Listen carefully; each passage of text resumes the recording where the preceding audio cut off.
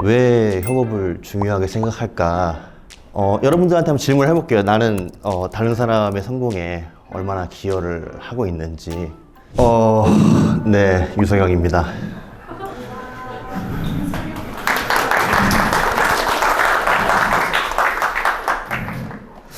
원래 저희 권 대표님 발표는 굉장히 뭔가 화사하고 하얀색의 바탕에 이렇게 했었는데, 저는 저번도 그렇고 이번도 그렇고 검은색 바탕에 좀 다크한 느낌이죠.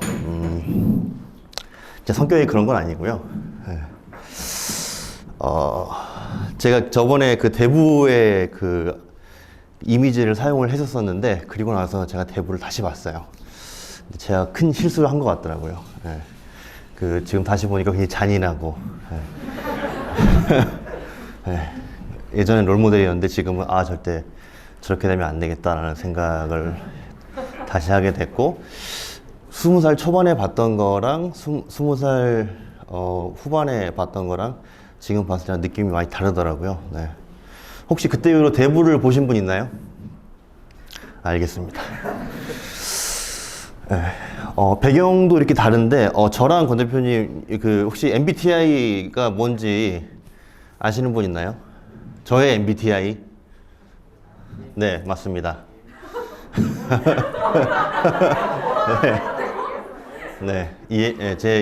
저는 ENTJ이고요. 저희 권 대표님은 기가 막히게 ISFP예요. 저를 딱 반대로 하면은 딱 그 MBTI 성향이거든요. 그래서 많이 다른데, 그런 부분들이 사실 저희가 이번에 투자 유치할 때도 많이 도움이 됐어요. 두 분의 성향이 많이 다른 것 같다. 많이 싸우냐? 물어봤는데, 아니요, 그렇진 않습니다. 네. 많이 언쟁을 하지만 언성이 높아지지 않고, 결과적으로는 다 잘 흘러갑니다. 라고 얘기했었고, 실질적으로 투자를 받을 때, 유치할 때 어떤 질문이 오가거나 했을 때 그런 밸런스, 그러니까 내가 답변하지 못하는 것들은 나머지 채워주고, 또 반대로도 그렇게 하고, 이런 부분들이 굉장히 좋게 작용했던 것 같아요. 네. 오늘 제가 얘기할 주제는 그래도 협업이고요. 지금 처음 보시는 분들도 있죠. 저희 예전에 비전 발표하고 핵심 가치 발표하고 이랬었는데, 처음 보시는 분들 꽤 많죠. 다시 한번 비전이라는 것들, 프리빌 컬처 PDF 있어요. 그거 한번 찾아서 한번 보시고요. 5가지 원칙이 있죠. 사실 이게 큰 틀에서는 다 비슷해요. 구글이나 넷플릭스나 아마존이나 우리나라 우아한 형제들이나 쿠팡이나 소스나 다 비슷합니다. 거의 큰 틀에서 다 비슷하고요. 저희가 좀 다른 거는 이제 1번 교육의 가능성에 대해 공감한다. 교육회사니까. 네, 이런 다른 점이 있고, 나머지는 다 비슷합니다. 그리고 우리 평가 요소죠. 네, 동행 요소라고 바뀔 수도 있겠지만, 네, 평가 요소인데, 그래서 이제 위에서부터 쭉 보면은 이제 예전에 이제 했던 거, 사업 계획 발표하고, 도전적인 목표 우리가 올해 얼마 달성하겠다 이런 거 설정했었고, 자율적인 실행에 대한 부분들 앞서 이제 발표해 주셨고요. 저는 6번 협력적 태도, 그러니까 협업에 관련된 내용들 이제 한다라고 보시면 돼요. 그렇게 이어지는 거고요.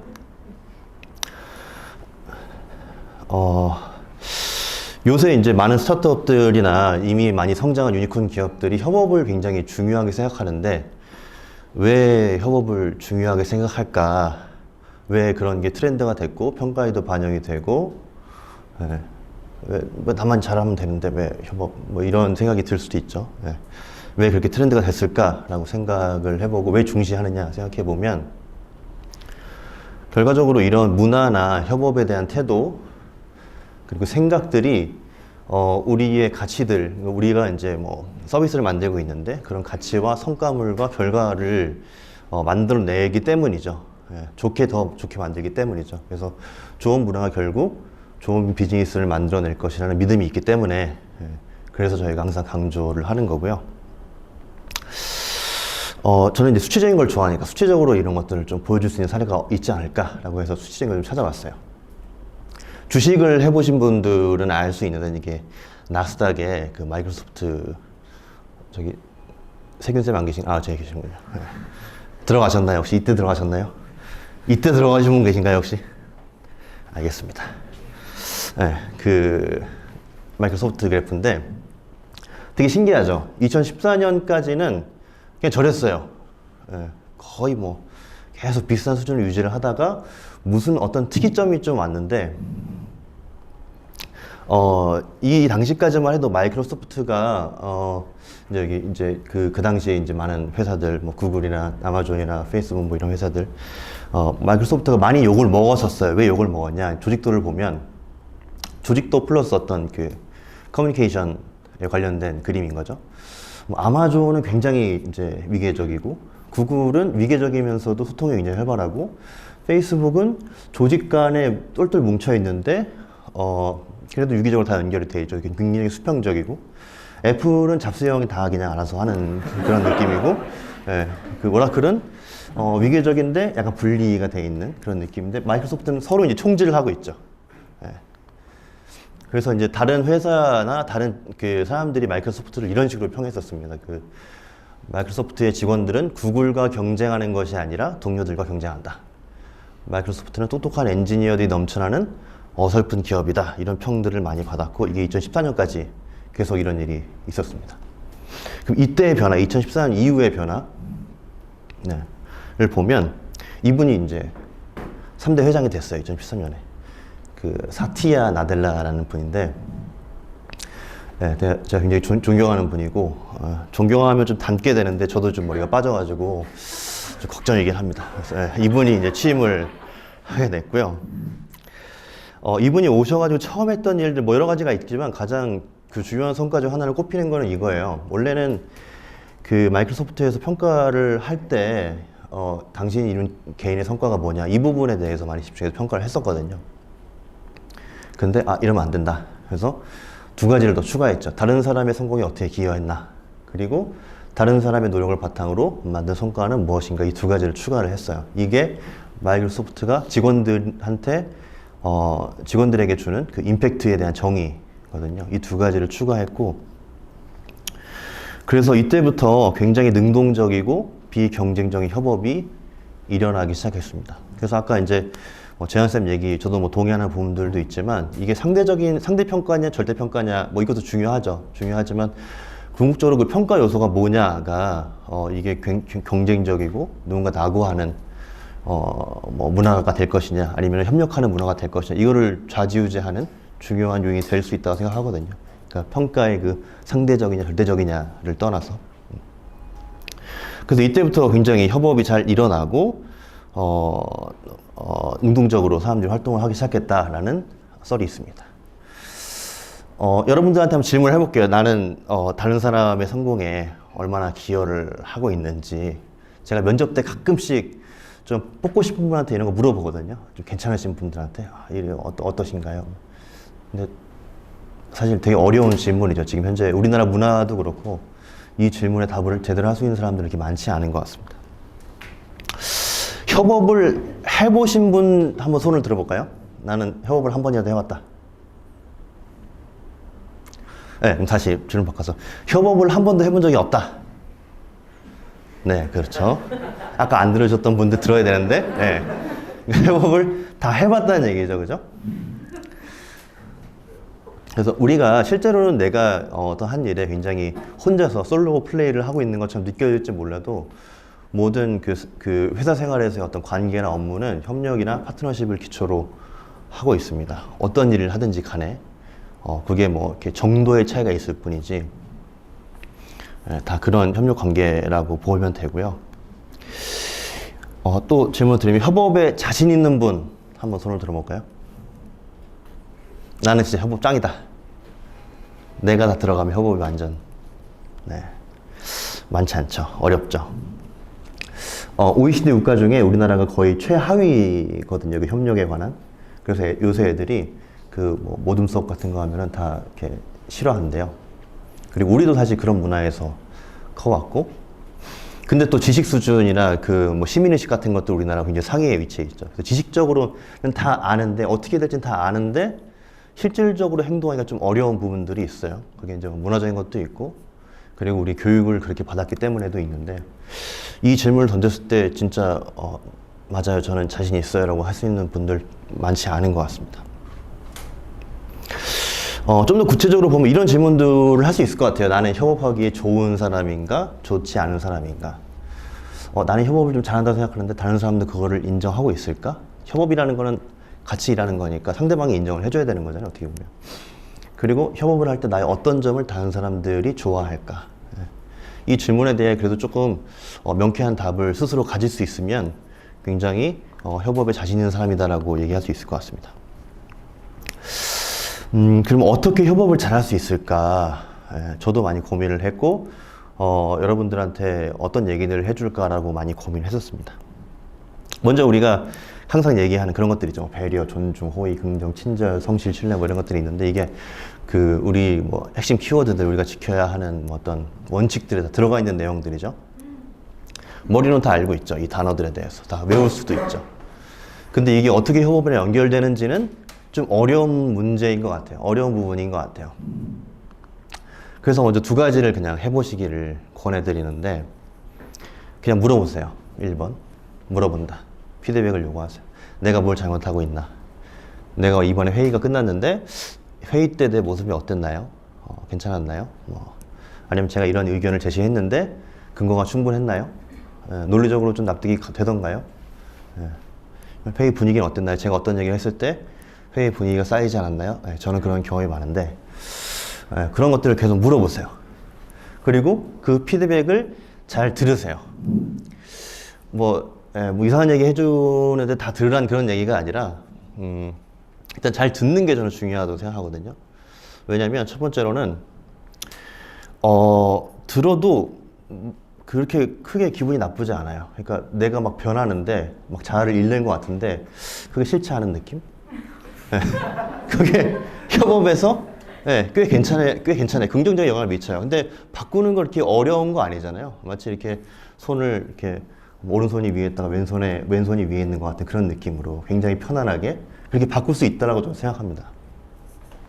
그리고 피드백을 요구했을 때 사람들이 그렇게 막 얘기하지 않아요. 내가 지금 뭐 어떤 거를 회의 때 조금 부족한 부분이 있는 것 같은데 어떻게 생각하시냐 물어보면, 그래 너 이상해 라고 얘기해 주는 별로 많지 않아요. 대부분 다 아까 이런 얘기를 했었었는데 이건 좀 이렇게 고쳤으면 좋겠고, 이런 부분들은 좀 회의 분위기에 좋지 않은 영향이 있는 것 같다, 이렇게 다들 얘기해 주실 거거든요. 그래서 들어도 저는 괜찮다고 봅니다. 물론 엉뚱한 얘기, 그래서 제가 적어놓은 거예요. 어떻게 하면 협업을 잘할 수 있을지 함께 고민해 보세요. 저는 잘 들어주는 게 되게 중요하다고 생각하고요. 근데 이게 어렵죠. 물어보기도 어렵고 답변도 어렵고 막 간지럽고 굉장히 혼란스럽고 내가 아니어야 되는 건가 뭐 이런 생각이 들기도 하고, 저도 굉장히 어렵습니다. 그래서 시작하는 단계에 있어서는 여러분들은 팀 단위 회고 지금 개발팀에서 지금도 하고 있나요? 그래서도 하고 있나요? 재훈쌤? 네. 팀 단위 회고 굉장히 좋은 문화인 것 같습니다. 어떤 회의가 끝났을 때, 어떤 의사결정이 있었을 때 그 의사결정과 회의를 다시 돌아보면서 이렇게 하면 더 잘할 수 있었을 텐데 라고 얘기하는 것들, 회고가 굉장히 좋은 것 같고, 그리고 뭐 리더가 있는 팀도 없고 없는 팀도 있지만 리더분들이랑 또는 뭐 주변에 저나 뭐 권 대표님이랑 한번 얘기해 보는 것도 시작으로는 괜찮은 것 같아요. 많은 분들이 저한테 왔었어요. 사실 협업이 어렵다가 아니라 협업을 더 잘하고 싶은데 어떻게 해야 되냐, 저분과 좀 더 잘 일해보고 싶은데 어떻게 해야 되냐라고 많은 분들이 저한테 와가지고 질문하시고 울고 그랬는데 대부분 다 좋게 많은 것들을 얻어왔어요. 근데 제가 막 특별한 얘기들 해드린 거 아니에요. 그냥 여기 있는 얘기들 물어봐라. 그리고 좀 변해봐라. 그리고 같이 얘기를 많이 해봐라. 뭐 이런 얘기들만 해줬거든요. 사실 그런 게 다 알고 있어도 지켜지기 어려운 일이고, 그런 것만 얘기해줘도 충분히 많이 협업에 도움이 되는 것 같습니다. 그리고 이제 피드백을 주시는 분은 그분한테 요구하는 게 뭔지 좀 정확하게 스스로 이해를 하고 있어야 되고, 원하는 거랑 맞지 않을 때 상대방한테 되게 쉽게 편안하게 얘기를 해주시는 게 좋을 것 같아요.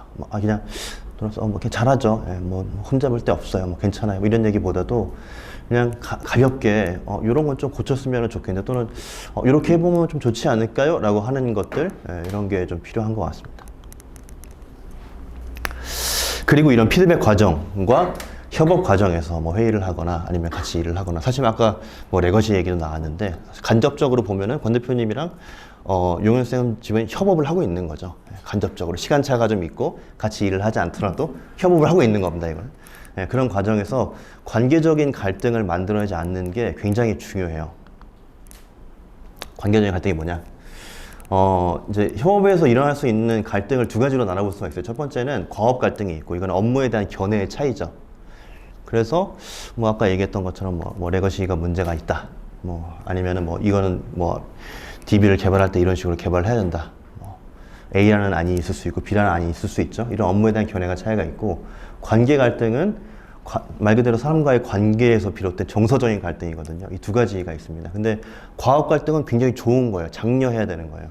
그러니까 문제를 더욱더 자세하게 더 정확하게 인식할 수 있고, 구성원 간의 교류를 증가시킬 수 있고, 변화와 혁신을 자극할 수 있는 그런 갈등이거든요. 근데 관계 갈등은 커뮤니케이션을 회피하게 만들고, 그리고 편견을 만들고, 파벌을 만들고, 이렇게 좀 부정적인 요인들이 많습니다. 그 제일 이상적인 구조는 저랑 권 대표님 같은 그런 구조라고 저는 생각하는데, 개인적으로는 얘기하는 거 항상 달라요.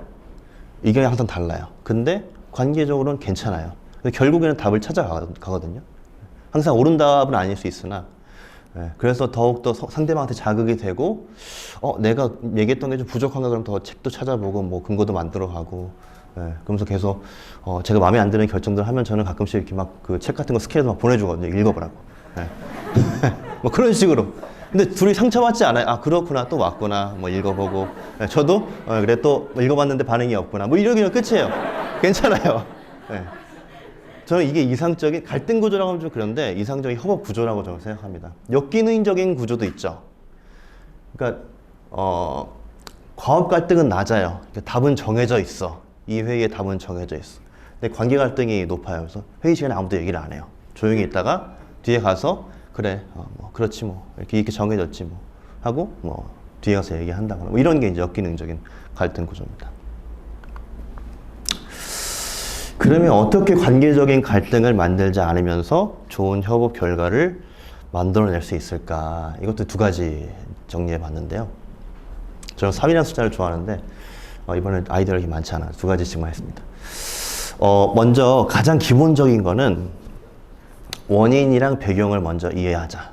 근데 이건 사실 우리 그 회사 분들이 굉장히 잘 하시거든요. 배려하고 이 팀에서는 이런 사정이 있어서 조금 딜레이가 되는 것 같다. 잘 파악하고 계시고, 또는 뭐 개인 간에 일할 때도 이분이 지금 이런 거에 좀 어려움이 있기 때문에 좀 느려지는 것 같다. 뭐 이런 것들. 원인과 배경을 먼저 이해하는 게 필요하고요. 두 번째는 잘못이 아닌 해결책에 집중하자인데, 우리가 해야 될 일들이 비난이 아니잖아요. 평가를 하고 넌 좋아, 넌 나빠 이런 게 아니라 결국에는 우리가 더 좋은 해결책을 찾아내고 문제를 해결하고 좋은 비즈니스를 만들어내는 게 목적이기 때문에 이 계획을 세우고 해결책을 만드는 데 집중을 해야 됩니다. 이 두 가지가 굉장히 중요한 것 같고, 이걸 좀 더 현실에 맞게 뭐 이렇게 적절한 인지는 잘 모르겠으나 이렇게 얘기해 볼 수 있을 것 같아요. B라는 분, 저랑 같이 일하는 분이 이제 업무 속도가 느려요. 그럼 뭐 통수를 때리고 싶고 뭐 화를 내고 싶고 막 그럴 수 있죠. 짜증이 나고 막 불만, 아무 짓도 안 했는데 막 상처받고 막 이럴 수 있어요. 저의 뇌에서는 그런 일들이, 그리고 그 뇌라는 것들이 일반적으로 그렇게 먼저 좋고 나쁨을 결정하고 이런 일들이 일어납니다. 그래서 제가 그럴 수 있죠. 왜 안 하냐? 너는 왜 그러냐? 제가 그 사업 쪽에 좀 그런 게 있었어요. 미안합니다. 지금 와서 좀 미안하지만, 이런 식으로 이제 대응하는 경우가 꽤 있어요. 왜 그 팀은 그렇고, 뭐 너는 왜 그렇고. 그리고 결과는 그냥 불만만 더 증폭이 되고 더 느려지고 속도가 개선은 없고 화만 나고 그냥 끝나는 경우가 많거든요. 그래서 원인과 배경을 파악하라는 얘기는 이런 얘기예요. 그러니까 B라는 사람이 좀 느린 것 같으면 가서, 또는 뭐 회의 시간에 예전보다 좀 더 업무 속도가 느려지는 것 같은데 어떤 이 느려지는 게 제 기분 탓인가요? 그러니까 아니면 실제로 이런 일들이 벌어지고 있는 건가요? 라고 이제 물어보고, 실제로 그렇다면 이게 어떤 원인에 의한 건가요? 라고 물어보는 거. 그냥 객관적으로 왜 그런 건지 그냥 물어보는 거죠. 그렇게 물어봤을 때는 뭐 별거 아니지만 굉장히 좋은 협력 관계로 인식이 돼요. 아, 이분이 나를 지금 내가 못한다고 느리다고 뭐라고 하는 게 아니구나, 원인을 찾자고 하는 거구나 라고 인식이 됩니다. 그리고 해결책을 찾는 건 이런 거죠. 그러면 그런 부분에 있어서 제가 뭐 도움을 드릴 수 있는 부분이 있을까요? 라고 얘기하거나, 업무를 빠르게 처리하기 위해서 어떤 방안들이 있을까요? 뭐 저는 A라는 게 좀 괜찮은 것 같은데 이렇게 한번 해볼까요? 어떤 생각하고 해서 이렇게 물어보고 그걸 해나가면 실질적인 상황의 개선이 일어나는 거죠. 그래서 이제 별건 아닌데 사실 이런 게 실질적으로 이루어지는 게 좀 어렵습니다. 예. 그래서 여러분 항상 이거를 염두에 두시면 좋을 것 같고요. 그리고 이제 모든 과정에서 긍정적인 커뮤니케이션이 굉장히 중요한데 저희가 긍정 얘기해가지고 이제 긍정만 들어도 부정이 생기는 그런 느낌을 받을 수도 있지만 정말 중요하기 때문에 계속 말씀을 드리는 거예요. 듣기 좋은 얘기 막 하라는 거 아닙니다. 저희가 상대방한테 듣기 좋은 얘기 이런 얘기 하면은 좀 애가 싫어할 것 같은데 나만 나쁜 사람 되는 것 같은데 듣기 좋은 얘기만 하라는 게 아니고 누구나 다 비판을 할 수 있고 그런 얘기 하셔도 돼요. 그리고 그런 것들을 더 하면 할수록 더 좋아져요, 오히려 회사가. 근데 그걸 전달하는 방식에 있어서 좀 더 현명하게 하자라는 얘기거든요. 왜냐면 그래야 실제로 성과가 더 좋아지고 개선이 되니까. 그 전달하는 방식의 차이를 저희는 얘기하는 겁니다. 긍정적인 커뮤니케이션 하는 건.